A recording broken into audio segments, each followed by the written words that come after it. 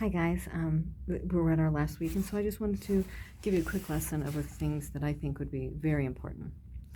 As you all know, the rhetorical situation is vital. The five parts of the rhetorical situation. So every time a human talks to one or more other humans, communicates with one or more other humans, it's called a rhetorical situation. It has five parts: purpose, the context, everything going around; audience, author, and then the text. Then you choose what you say or what you write. So just be thinking about those things before you sit down and write your papers. Okay, so that's always most important. I want to talk about the five main errors that students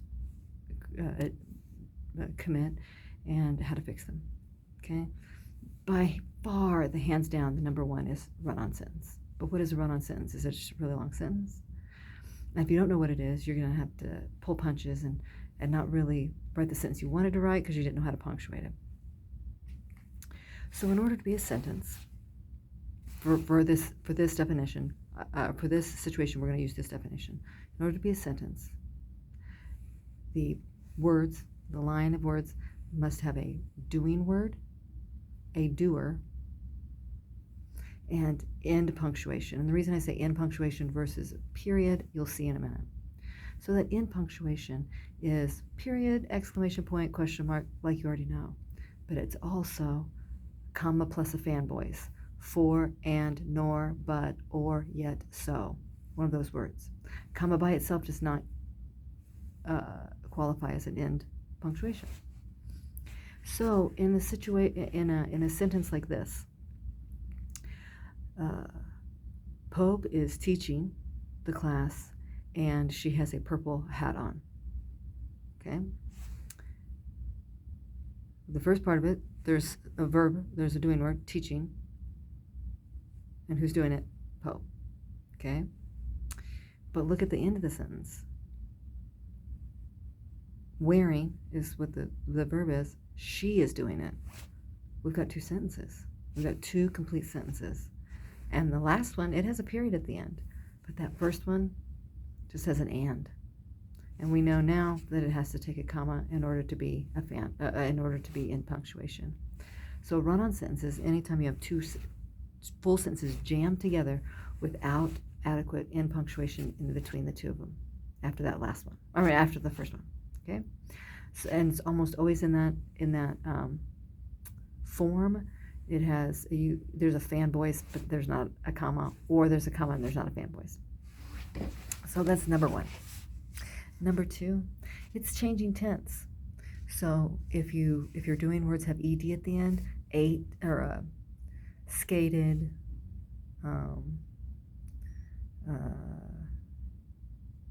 dressed, slept. No, slept is irregular. So if it's past tense, all the verbs, all the doing words must be past tense. You can't switch back to present and then past and then future. Okay. It's two. Number three, I'm trying to keep this quick. Number three, it is changing your point of view. Okay, so if you're talking about something person, you're saying I, me, my. Okay, and then you start talking about you, the reader, or she, he. No, you have to stay in the same point of view. Okay, so just look at your he's and she's and I's and we's and see if you're staying in the same point of view. Okay. The fourth one has to do with the apostrophe. They might help you on words like your, it's, there. This might help you. So if you look at the apostrophe like this, every word in the English language has one job and then it's got a side hustle. Okay, so a noun has, it's got a main job and a side hustle. It always has its main job first. The apostrophe has two jobs, one main one, and that is to jam two words together to make contractions, like don't, won't, right? Then, and let's, like that. And then its side hustle is to make possessive. It's side hustle. So it'll always do its main job first. So in the case like it's, ITS, if I want it to be it's possessive, the dog's bowl, its bowl, then it doesn't have it doesn't have an apostrophe because that's its side hustle. But if I want it to say it is, that's two words jammed together, and then it needs the apostrophe. Okay? So hopefully that helps. And then I'm trying to think of the last one. I always teach this. Got that. Looks like you're just going to get 4. I'm trying to think of the...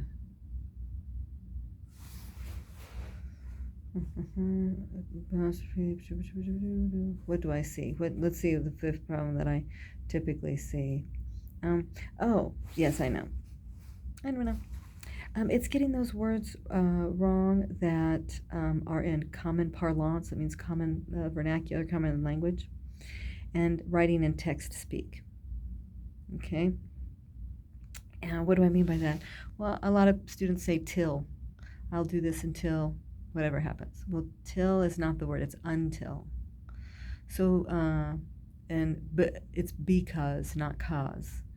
And so definitely, if you've been corrected before, just make note of it, and it will greatly behoove you, I promise. Okay? So those are 5 main errors. I did want to teach you a little bit about how to be successful in a job interview.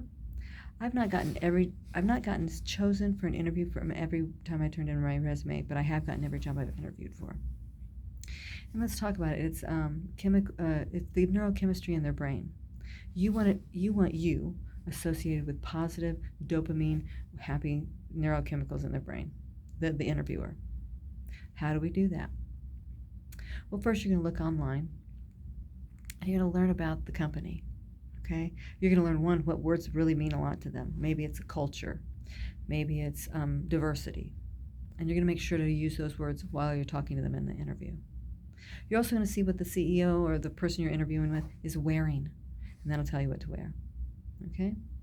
When you get there, you're going to say hi to the receptionist. You're going to learn her name, and you're going to just banter talk back and forth, but more importantly, you're going to learn her name. Okay? Then when the interviewee comes out, okay, you're going to stand up. He's going to say, "My name is John," or she's going to say, "My name is Joe." You're going to shake their hand, and you're going to hold their gaze about 3 to 5 seconds, smile, and say, "Jill, it's nice to meet you." Make sure to use their name at the beginning of the sentence. Your own name always spells dopamine. Okay? And you go, "So I was just talking to," and then you're going to drop the name again, because they want to know that they made a good hire and that you're personable. It doesn't matter how you walk to their office, whether behind, beside, it doesn't matter. Okay? You're going to attempt to use their name 2 more times throughout the interview, and to keep that good juices flowing. When you enter the office where you're going to be having the interview, scan from right to left and left to right, and then sit down, even if there's only one chair for you to sit down, because everybody wants a critical thinker, someone who weighs all the options. And so you can easily say that that's who you are by doing that. Okay? When it comes time, when they say, inevitably, "Do you have any questions?" Okay?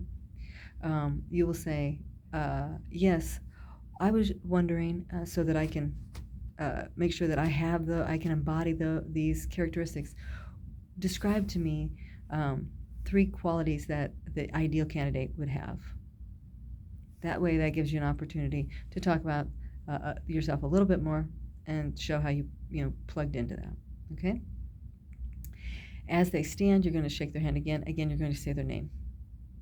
And then when you go out to the lobby, you're going to again talk to the receptionist by name, so that there's just dopamine spilling all over that place, right? So there's a little bit more, but I'm truncating it a little bit because it's been a long term, but I just wanted to give you a heads up, like, hey, here's some 5 challenges that you could fix, and here's a way to nail that job interview once you get it. So good luck. If any of you guys need a reference, please don't hesitate to ask me. Thanks.